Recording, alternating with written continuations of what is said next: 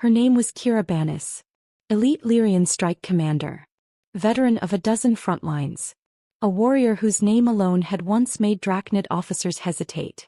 Now she lay broken beneath shattered ferrocrete and twisted metal, unable to feel her legs, blood glowing faintly violet against the ruins.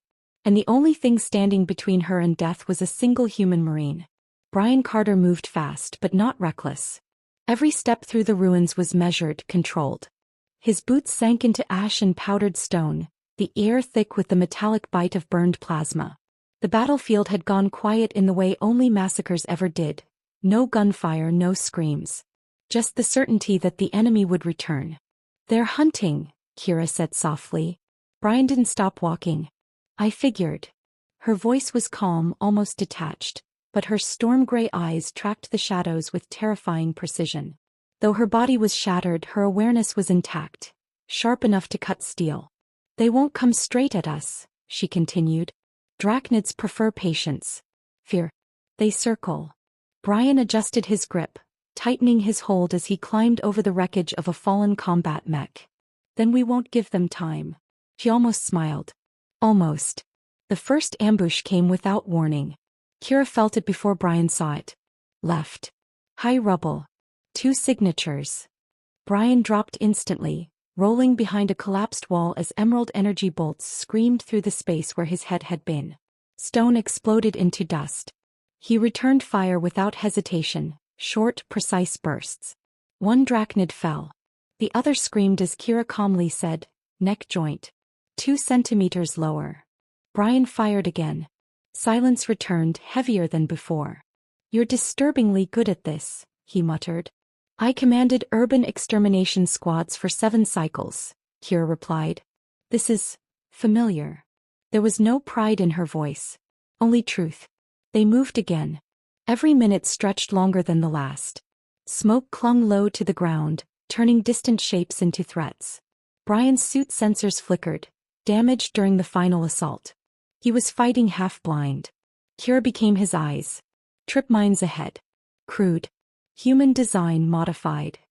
"Of course they stole our tech," Brian growled, rerouting at the last second. At one point, a slab of burning wreckage collapsed near them, forcing Brian to shield her with his own body. Heat washed over his armor, alarms shrieking. "You'll get yourself killed doing that," Kira said. "Yeah," he replied, breath tight. "That's kind of the job."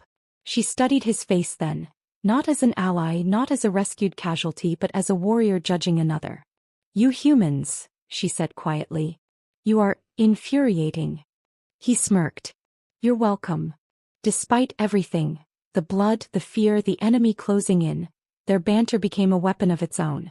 It cut through panic, anchored them to the moment. It reminded them they were still alive. Then Kira stiffened. Brian felt it immediately. "What is it?" "There," she whispered, nodding toward a half-collapsed hangar ahead. "Fuel residue. Old. Lyrian alloy." Brian frowned. "You sure?" "Yes." That structure fell inward. "Not from bombardment." He stared at the ruins, then nodded. "Down transport." "And not Drachnid," she added. "They would have stripped it." Hope, dangerous, fragile, flickered between them. They moved faster now, urgency replacing caution. Twice more they were forced to fight, Brian's strength and reflexes paired with Kira's unerring guidance. Once she warned him a half-second before a sniper fired. Another time she told him to stop, just before the ground collapsed under his next step. By the time they reached the transport, Brian was bleeding through his armor seals, his power cell nearly depleted. The ship was ancient. Lyrium make. Its hull cracked, scorched but unmistakable. Kira's breath hitched. That vessel predates this war. Brian forced open the warped hatch, metal screaming in protest. Inside, emergency lights cast a soft blue glow over the interior. And there was the healing chamber. Crystalline. Untouched. For a moment neither of them spoke. "That's not standard Alliance equipment," Brian said slowly. "No," Kira replied. Her voice dropped, reverent. "It is sacred." Brian glanced at her. "Define sacred." She met his eyes. "It was never meant to be used lightly. It heals by forming a biological and neural resonance between patient and operator." Brian's jaw tightened.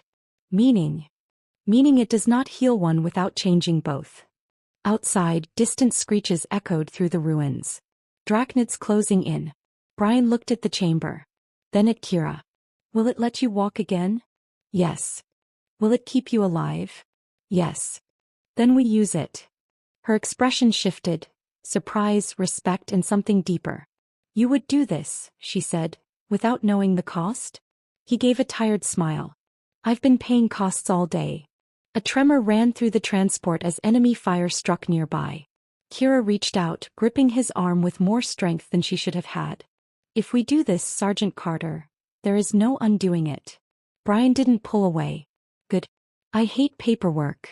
For the first time since the battle began, Kira laughed, a soft, breathless sound that echoed in the ruined ship. Then the alarm screamed, and the chamber began to hum.